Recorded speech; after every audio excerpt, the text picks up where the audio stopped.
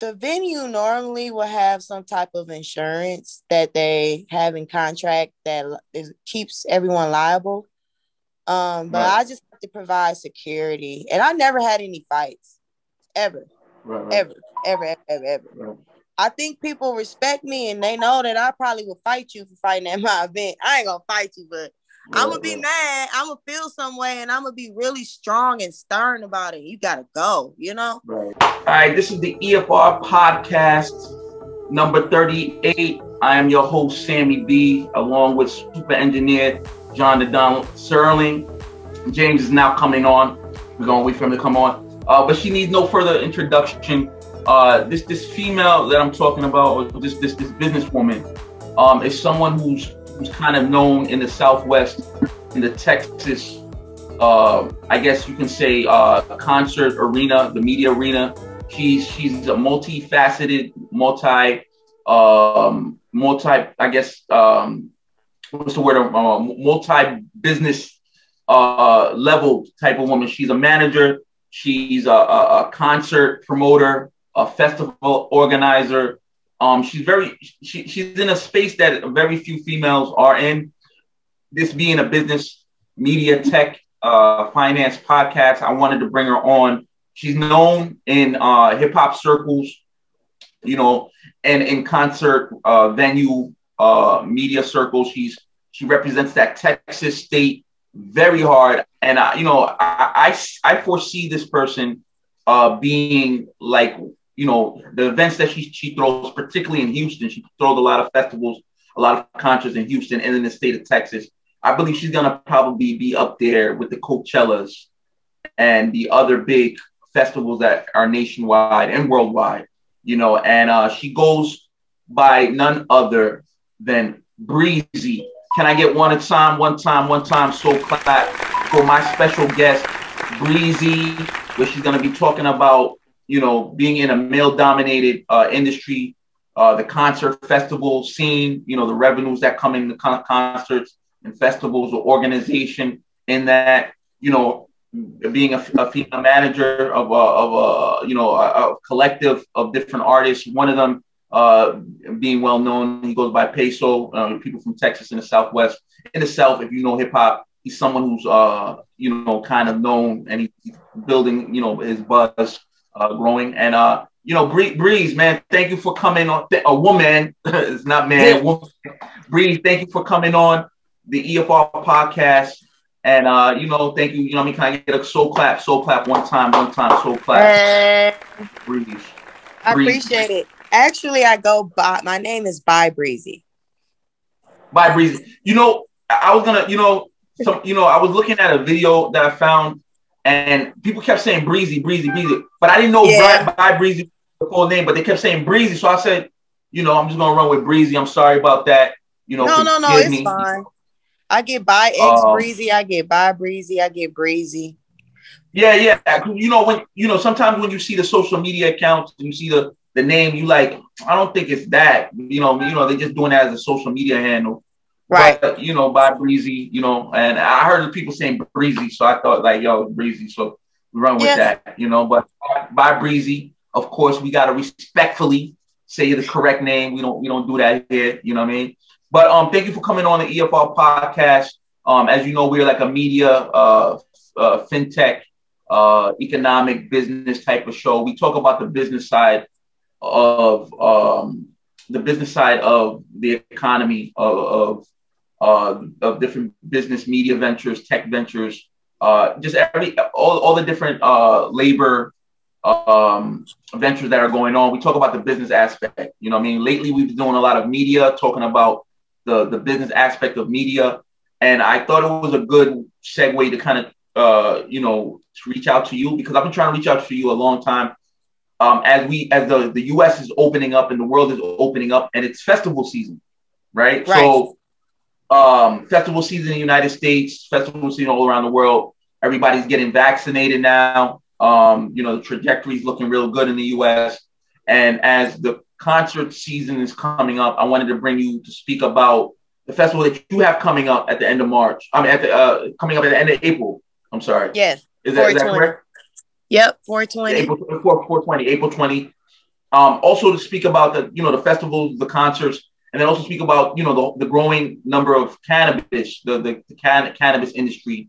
Maybe you speak about that, the business aspect of bringing that into the economy. In New York State, where I'm from, where this podcast is based, they just legalized legalized cannabis consumption in New York State. So I did just see that. Yeah, they legalized it last week or last Thursday or Friday, something like that. The governor signed off on it, and we're ranked like I think we're like the number 14th or 15th state. I think the 14th state in the union in the United States to legalize cannabis and marijuana consumption. I want to get your perspective of, you think other states are going to follow suit eventually? It's going to have to happen, type of thing. Right. And speak about that industry, you know what I mean? But let's start off the podcast talking about, how did Bye Breezy become Bye Breezy? I know that's not your full name, you know what I mean? You ain't got to say your full name, but how did Bye Breezy become Bye Breezy? To be honest, I became Bye Breezy. At first it was Breezy. And then I was throwing like underground shows in the city, and it was this lady that came to my shows, but I would never see her. She'll email me and be like, "What you're doing is super dope. I want to talk to you about you growing, and I could see this being big, like a big festival and stuff like that." So eventually we linked up, and she was writing proposals, and she was like, at the time, I didn't know she was trying to manage me. I didn't think I needed a manager at that time. I was starting off, and she asked to manage me, but I told her I wasn't agreeing with that. But we did an agreement on a proposal that she was writing for me for a festival. I ended up signing papers and wasn't like reading it like I should have. And when I started reading it, I started realizing how she's trying to get me caught up. She's trying to take percentages of my stuff, like she's trying to like do all of this other stuff. So then that's when I actually changed my name to Bye X Breezy. And it came in probably a year and a half, 2 years after me doing shows. So that's how I got my name. But like the brand for Breezy and Hustock, I just got it like, I would go out to shows and stuff, and I would go around to different events, and I just saw how like old school they were still. Like they were still with that old sound of Texas, And I was like, they don't see this change that's about to happen in music. Like it's been happening. The sound has been off of that sound, but it's like at this time I saw SoundCloud was about to take off, and it had all of these artists that were really dope and had a new sound. And I just started throwing shows, like, because I would go to events and I thought they were really low-key boring. And I just saw a vision for them that they didn't see, Right. So let's talk about the festival aspect. So were you an artist before? Because you said that a lady signed you to be I guess get into the festival circuit. Or how did were you an artist, or what made you kind of be like, all right, I think I want to do more of the management aspect or organizing aspect? How did you get into that arena? I mean, I was an artist back in the day, I think everybody that's into music, they kind of touch a little bit of everything when it involves music. So yeah, I was in a group, but I started getting older, and I think my passion for that left, and I just felt like I know music. I have an ear for music. I know like what is relevant before it's relevant. So I just took faith in like what I felt and just started hosting my own shows. Right. So that eventually got big. I eventually started getting asked to be a manager. I never asked to manage. Gotcha. So what did you think about the prospect of how? To be honest with you, do you know the figures that festivals or concerts, like, the stuff that you do, like in Houston? Oh, by the way, my co-host James, he's from Texas. He's from that San Antonio. He was excited to have you on the show because he's a Texas. How are you doing? Texas alum. He's excited. So do you happen to have the revenue and figures, because the figures that I was looking up on like the different concert statistics, it was all varied all over the place. You know what I mean? Like, do you happen to have like a micro um like, I guess, a micro like micro analytics of like the concerts that are being brought into like major cities in Texas? You know, that they can, that bring in like Houston, San Antonio, Austin. Like, you happen to have those type of figures on you, like, or what type of revenue does concerts and festivals bring to the state of Texas? I don't really know much of that side of like how much revenue it brings. But I do know that it brings in great revenue. Festivals, like when you talk about festivals like Scoremore and like Jambalaya and Rolling Loud, like stuff like that, for sure there's great revenue. But I never like got into like the numbers of it. I always really focused on myself. Right. And even then, I never really got into the numbers of it. I just got into like making it a great event and making sure I promote it right, making sure I do take the right steps I need to make it a successful event. So it's like I booked artists like Blueface. I booked his first Houston show. I booked NLE Choppa's first Houston show, Playboy Cardi's first Houston show, Suicide Boys' first Houston show. So I would just pay attention to social media and buzz. Right. So when you do these concerts, I mean, is it a collective? Because like I was telling you, I feel like the Houston could be big, like a Coachella, or like you just named another one, Rolling Loud and Jambalaya. I feel like it could be like really, I feel like you have the vision to get it that big. But I mean, I'm sure it needs to be a collective effort. Well, we're not a collective. Okay, so Houston originally was a collective, but everybody fell off. Like everybody was like egos started getting involved. People thought that they were better than the others, and I needed to put more attention to other people into the collectives because it was like they were looking for me for guidance.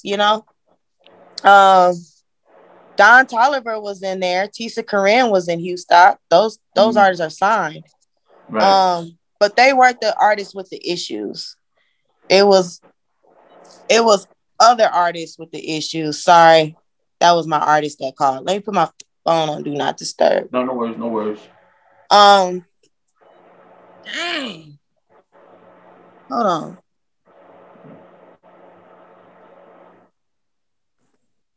He gonna blow me up. But we gonna edit it. Don't worry about it. That's when John comes in. He gonna edit that. You know what I mean? Make it splice it up. Make it seem like nothing ever happened. So okay. Yeah. So what was the question? Like the collective. You're talking about. Oh yeah, the collective. I had a collective, and it was definitely a collective is needed. But I think with me, I'm a female woman, and it eventually just turned on me. Like it didn't work in my favor. I was too honest. I was too pure. And eventually people just turned their backs on me and it just fell apart. So then that's when I realized I need to just put focus into myself and what I believe in, and I just started. I was going to say, you mentioned, I'm sorry to cut you off, but I wanted to get this out. You said something about like the female bias, you know what I mean? So I'm assuming it was like a lot of male collectives that were part of the organization, but maybe because you're a dominant female and you're someone who likes to, I won't say take control, but take initiative. They felt threatened by that, you think, or what do you think? Because this, in the media industry, entertainment industry, females have to kind of be dominant, to really be heard. What do you think? Sometimes I just feel like people like stepping on toes, and they like being mosquitoes, sucking you out until you're dry, and then they're on to the next. I just felt like instead of staying down, they felt like they reached a peak and they just wanted more too fast and decided to just step on my toes to get it. Got you. I mean, it was on the right path. The collective was on the right path. You got Don Toliver and you got Tisa Corinne, who are two known rappers. artists. You know what I'm saying? Right. Big artists at that. Tisa Corinne is huge on TikTok, and Right. Don Toliver is just a big artist now. You know. Right. So it definitely, we were on the right path, but everybody didn't want to put in work. You know, they just wanted like to be the big star. Right. So pretty much it was a collective, but it was a collective of like rappers, producers, singers, clothing, you know, people with clothing lines rather than business minded people. Right. And that's probably where it went left at.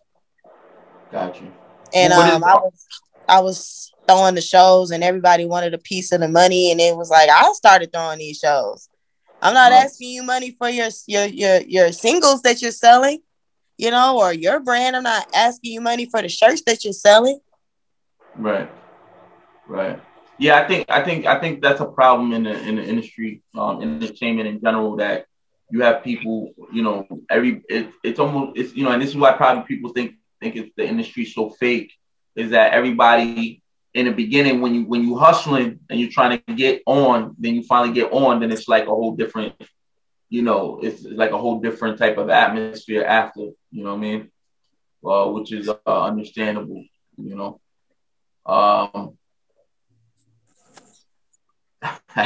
Yo, businesswoman by Breezy. You already know. All right, so let's talk about your event that you're gonna have on 420. You know what I mean, which is a monumental world. I wouldn't even say U.S. Day because I think it's like worldwide now. You know what I mean? Right. 420. It's not. I'm sorry. Hue 20. Oh, Hue 20, which is different from Hue Stock, right? So it's different from Hue Stock, or is it's similar? I think Hue Stock is its own thing. Well, okay. It's such a confusing thing with Hue Stock because Hue Stock became a movement, you know? So it's like every show that I present, everyone says Hue Stock show. Right. So that's exactly what I thought. That's what I thought. Right. But then I looked at the flyers and I'm like, 420, you know, the 14. Yeah. So like Hue Stock is the movement, but the names of my events change. Because I mean, it's like the names of my events change because it's all about the name, you know? Right. So like I just had an event called House of Drip. And it did 211 pre-sales online. These are local artists, 7 artists. It sold out. I think our capacity was 300 and we did 350. And then Hue 20, you know, that's Hue 20. My Hue Stock brand. Normally I'll take the Hue and put it on the front of another, like to make it a show name. It's weird. Right. I don't know. I like to take Hue and put it in front of things. And I just like to make really cool names for events. So that people will be like, oh, this sounds cool. Let me go. If I name every event Hue Stock, I don't know. That's why I have Hue Stock presenting it by Breezy X Hue Stock. I just think that you just love Houston. You know what I mean? That's where your stomping grounds is. So you just, you know what I mean? She's I'm from Detroit. James, sorry, James, you're San Antonio. I know, but you know, but he's all Texas. You know what I mean? So it's good. But I mean, if you know, I was just like, yo, she does a lot of stuff in Houston. And do you expect to expand the brand? Because like if you go to like I was telling you, like you should probably go into like markets like OKC or emerging markets. You know what I mean? That's not like really as big, but like emerging markets like Tampa or something like that. How do you bring that to Houston? Because you know you're known in Houston. You know what I mean? You're known in Texas. How do you bring that to those other cities if you do go to those other cities? I did a show in LA and I did a show in Atlanta. They did really good. Okay. It's just when I started managing Peso, my time was cut so much, you know? Right. So it pulled me away from the shows a little bit. Then COVID happened. Right. So it was like the needed break I needed to figure it all out. And like even right now, like I don't even throw as many shows as I used to. I used to throw like 6 shows in a month. I throw like one every 2 months now. And I mean, I think with the shows, I would just have to see when it goes, to out of town, because I know how much work it would take and how much work I would take away from peso because of me having to put it into something else.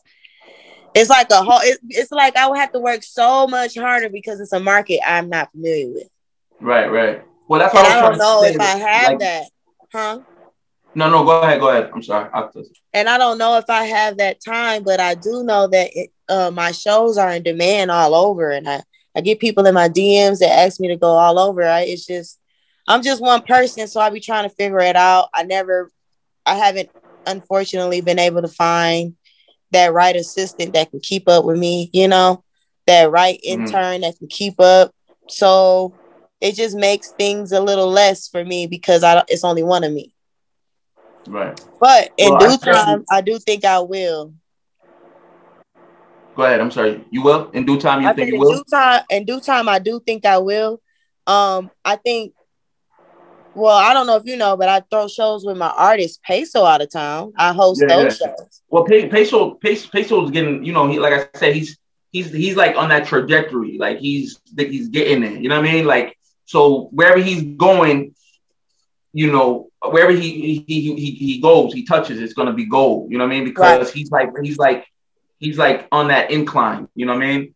And I mean, for people who know hip, like I'm into this media thing, so you already know that I'm watching, I'm seeing everybody talking and who's next up. You know what I mean? Because it's not who's now, it's about who's coming tomorrow in this business. So, yeah. So I can, wherever he goes, he's gonna pop. I was wondering, real quick question. During the COVID, did you try and do any of the virtual concerts, or have you considered doing virtual concerts? Good question. Actually, I did. I did 2 virtual Houston shows.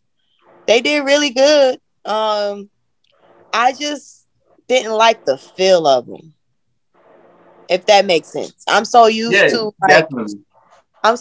to like in-person interaction networking that I felt like it worked, but it wasn't as big as it could have been for me, but I mean the artists enjoyed it, but I only did 2 of them. And that shows me that I wasn't too interested in it, I just to add on, I don't, I hear people doing the virtual, but it's not, you got to remember those concerts and those shows. It's the interaction that people being able to touch the artist, to be able to look at the artist, to engage. It's that interaction that people feel, that the virtual aspect of it, because they even doing virtual for comedy shows and different events. I don't really feel like it's gonna really it's really something that's really as effective. I mean, you have people are ready to get back crowd. People are ready to get back shows, and it seemed like it limited me. Right. It does limit. You have comedians like Dave Chappelle who say it's a different feel. And me as an artist, if I was an artist, I would be like, nah, it's not really that great. You know what I mean? Because you need the interaction of that crowd. It's for sure a different feel, because as a promoter, I felt it. So right.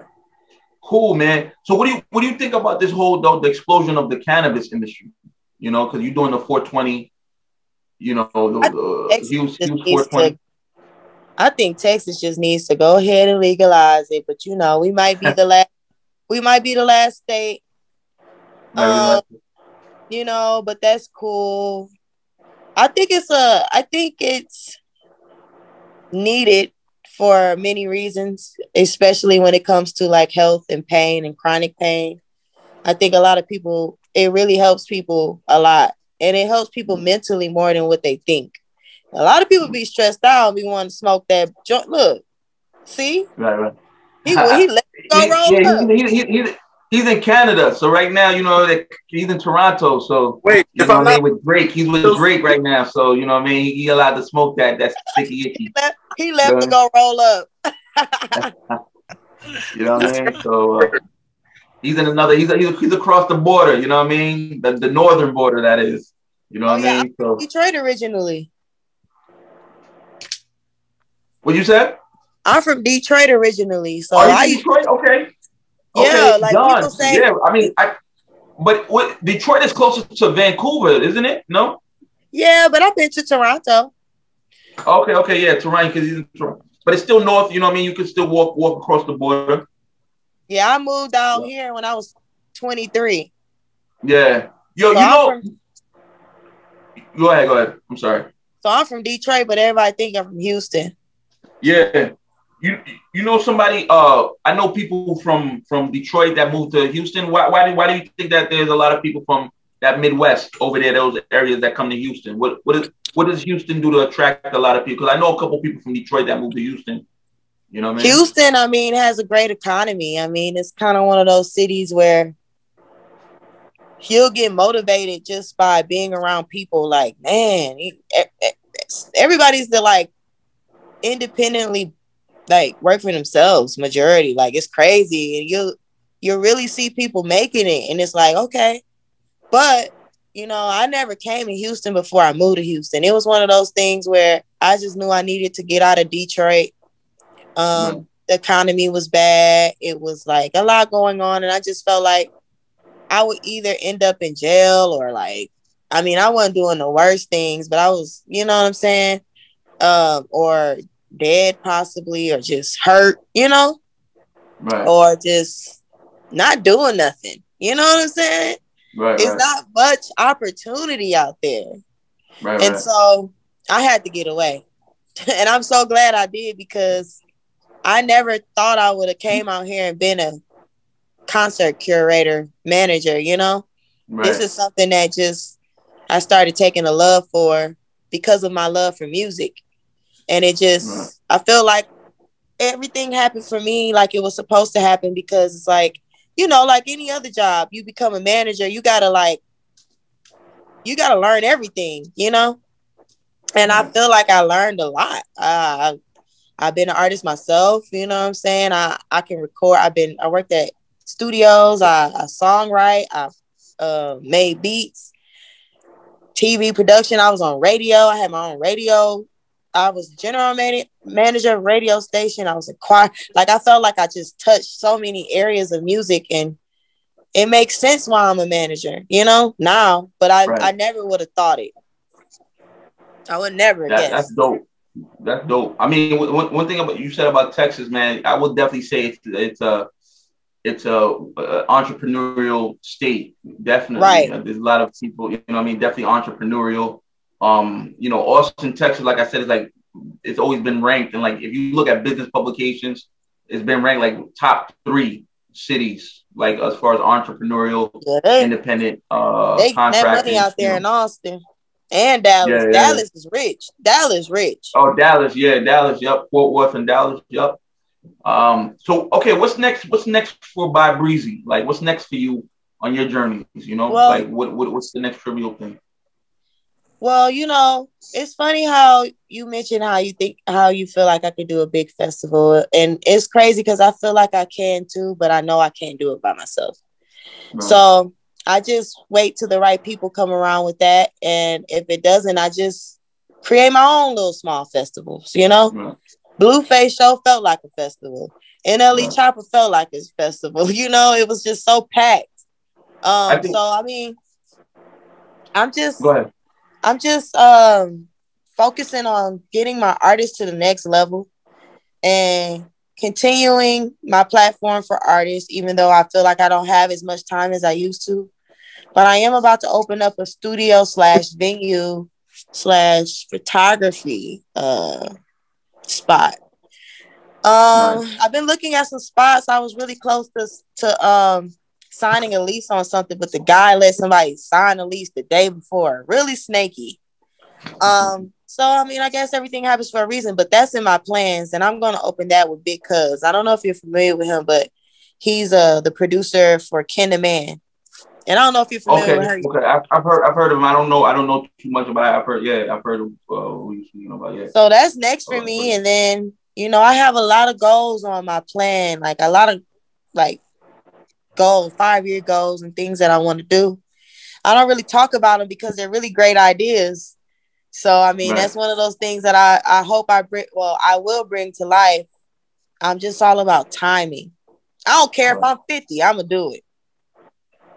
Well, that's, I definitely think of you as a visionary, especially in the like you said, I guess the concert, festival, show curation space, because I see what you're doing. I'm hearing what you're doing. I definitely think that you can scale that to a Rolling Loud, to a Coachella. And like you said, it's the right people. And, me and you definitely discuss more about that. But I definitely think that's what it is. Because when you look at how they started, you know what I mean?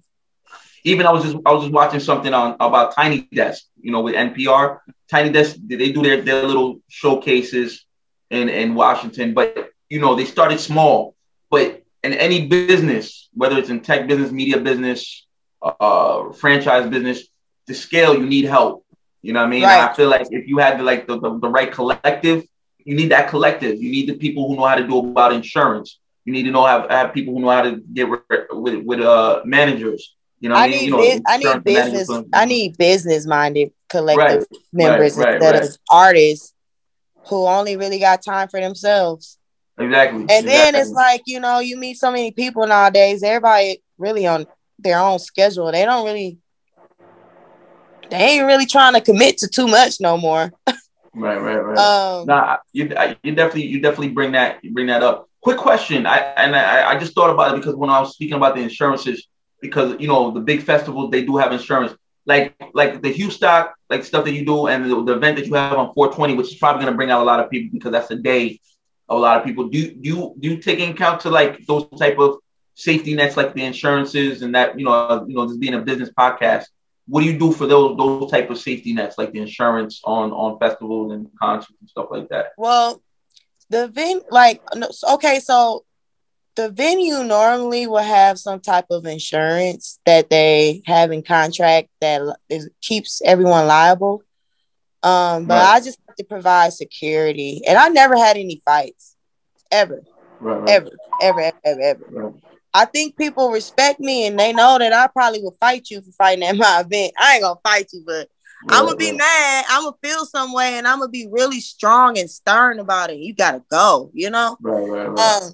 So I mean, it's a blessing, like, of course we check for guns, we check for that type of stuff. We don't want someone coming in and shooting stuff. So pretty much I just have strong security. Right. And even then it's like, we'll have the security and then we'll just be like, we don't even need it, but we need it. You know what I'm saying?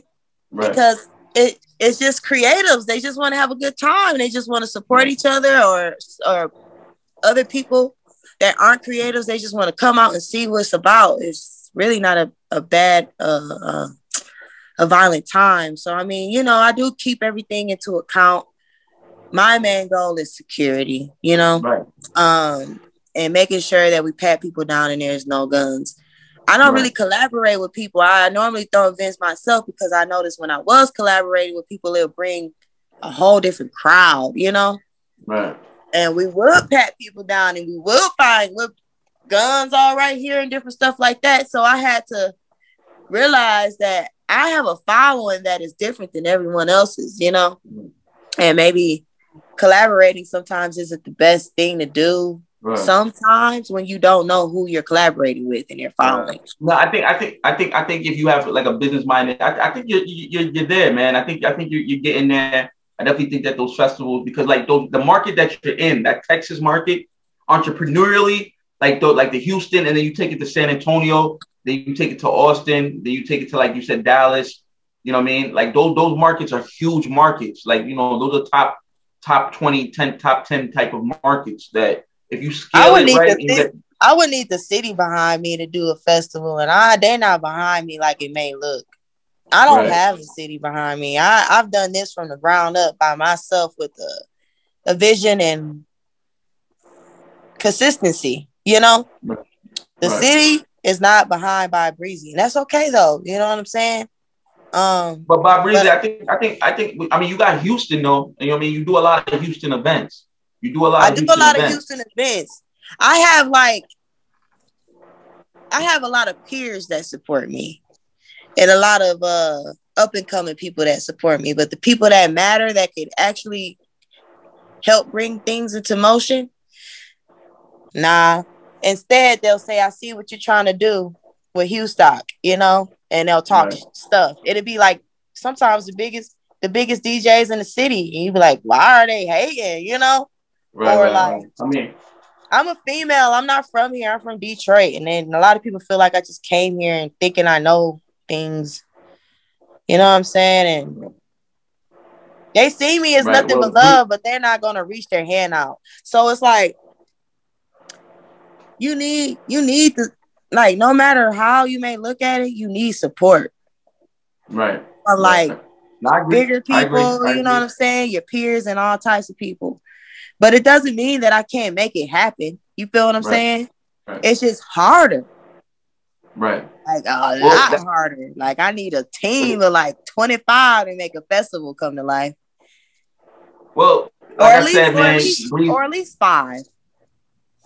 Breeze, I think you're gonna make it happen, sis. I think you almost there. You know, keep at it. I mean, you got my attention. I've been following you for a minute.